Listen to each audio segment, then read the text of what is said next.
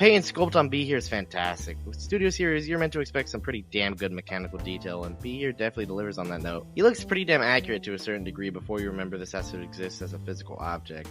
This mold skeleton has always had some extra baggage, more in the Beetles and the Camaros, but I actually like to think 116 cleans it up the best. While SS100 does have a much flatter backpack, it comes at a cost of being pretty flimsy. 116 doesn't have this flimsiness to him, giving him a more solidified feel to him.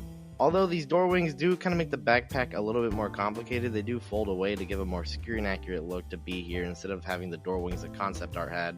I guess that was the first step away from Bayverse, but did they have to keep his weirdly shaped head? Everything else on details though is nothing but all around solid. Compared to the original, it isn't even a fair comparison to make. The paint on the other hand, we still haven't figured that out. And at this point, we never will.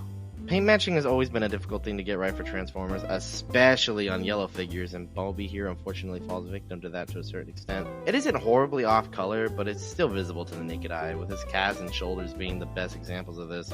But holding him in hand and getting to mess around with him really isn't that bad. Granted, it's an issue regardless, but it's somehow not the worst it could be. Speaking of that, however, the paint on B is really well applied with only a few spots I actually have issue with.